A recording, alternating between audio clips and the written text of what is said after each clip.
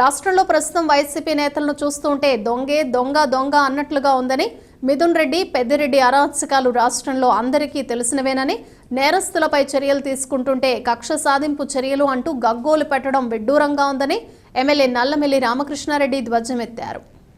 ప్రధాని మోడీ నాయకత్వంలో భారతదేశం 8.2% అభివృద్ధి సాధించిందని, జగన్ 5 సంవత్సరాల పాలనలో ఏపీ ఆర్థిక వ్యవస్థ కుప్పకూలిపోయిందని, ఏపీని అన్ని విధాలా ఆదుకునేలా కేంద్ర బడ్జెట్ రూపొందించారని రామకృష్ణారెడ్డి అన్నారు. స్థానిక క్వారీ మార్కెట్ జంక్షన్లో బీజేపీ కార్యాలయంలో మంగళవారం జరిగిన మీడియా సమావేశంలో ఆయన మాట్లాడుతూ, ప్రజలు కేంద్ర బడ్జెట్ని మనస్ఫూర్తిగా స్వాగతిస్తున్నారని, అన్ని రంగాలను స్పృశిస్తూ బడ్జెట్ సాగిందన్నారు. యువత, మహిళ, గ్రామీణ, రైతులకు లబ్ధి పొందేలా కేంద్ర బడ్జెట్ ఉందని, ఏపీకి 50,000 కోట్ల నిధులు బడ్జెట్ ద్వారా లబ్ధి చేకూరుస్తోందని హర్షం వ్యక్తం చేశారు.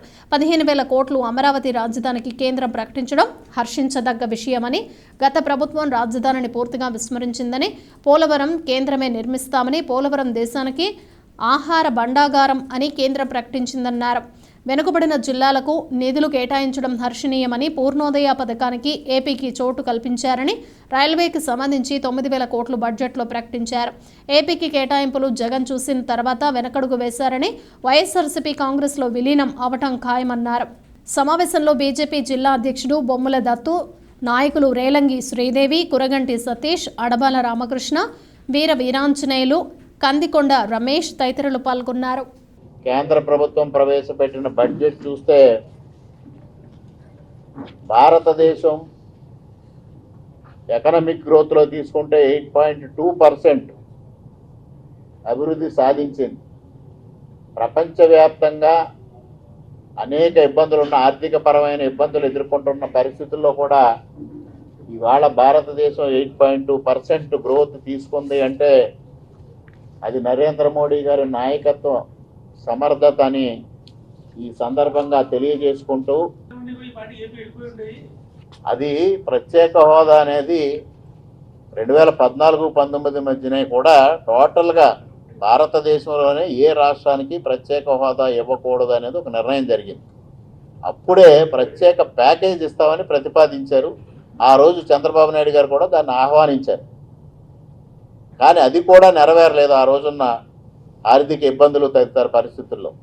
లేదండి, ల్యాండ్ టైటిలింగ్ యాక్ట్ రద్దు చేస్తామనేది కూటమి ఇచ్చిన హామీనే, అది చేసాం. ఇవాళ ఏదైతే పాస్బుక్లు జగన్మోహన్ రెడ్డి ఇచ్చాడో అది కూడా రద్దు చేస్తూ ఇవాళ రాజముద్రతో మాత్రమే పాస్బుక్లు ఇచ్చే ప్రక్రియ కూడా నేను శ్రీకారం చుట్టారు. ఇష్టంగా ఉండాలి, మిస్యూజ్ అవ్వద్దు అన్నారు కానీ జగన్మోహన్ రెడ్డి పెట్టినట్టుగా చేయమని లేదండి. జగన్మోహన్ రెడ్డి దానికి చాలా వక్రభాష్యాలు తీసి అసలు కేంద్ర ప్రభుత్వం ఏదైతే స్ఫూర్తి ఇచ్చిందో ఆ స్ఫూర్తిని టోటల్గా డైవర్ట్ చేసేసి తన ప్రచారం కోసం మాత్రమే దాన్ని ఉపయోగించుకున్నాడు. అద్భుతంగా ఉన్నాయండి. అదుపులో లేకపోవడం ఏంటి? ఇప్పుడు జగన్మోహన్ రెడ్డి మీద ఇబ్బంది వస్తేనే ఆయనకి శాంతి భద్రతలు లేనట్టు. ఇప్పుడు పెద్దిరెడ్డి చేసిన ఆర్థిక నేరాలు అవనివ్వండి, శాంతి భద్రతల విషయంలో ఆయన చేసిన తప్పిదాలు అవన్నీ ఇవాళ బయటకు వస్తూ ఉన్నాయి. ఇవాళ మదనపల్లి సబ్ కలెక్టరేట్ ఎవరు భరణ చేశారండి? వైఎస్ఆర్ పార్టీ వాళ్ళు కాదా? దాన్ని అణిచివేయడం, శాంతి భద్రతను రక్షించడం కాదండి, కాంగ్రెస్సే కదా.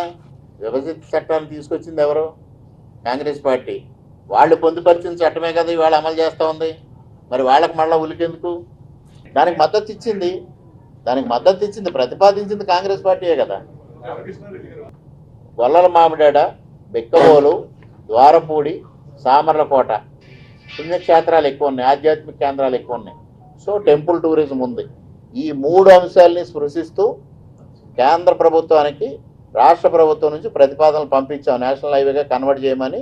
4 రోజుల క్రితం అసెంబ్లీ జరుగుతున్నప్పుడు చంద్రబాబు నాయుడు గారి చేత నేను లెటర్ రాయించాను. ఇవాళ జగన్మోహన్ రెడ్డి గారి పరిస్థితి ఏ విధంగా వచ్చిందంటే, రాజ్యసభ మెంబర్స్ ఆయనతో ఉంటారో లేదో తెలియదు, ఎమ్మెల్యేలు ఆయనతో ఉంటారో లేదో తెలియదు, లోక్సభ సభ్యులు ఆయనతో ఉంటారో లేదో తెలియదు. జగన్మోహన్ రెడ్డి గురించి ఎందుకు సార్ మాట్లాడుకోవడం? ఆయన ఏదో రోజు ఇండియా కూటమిలో కలిసిపోతాడు.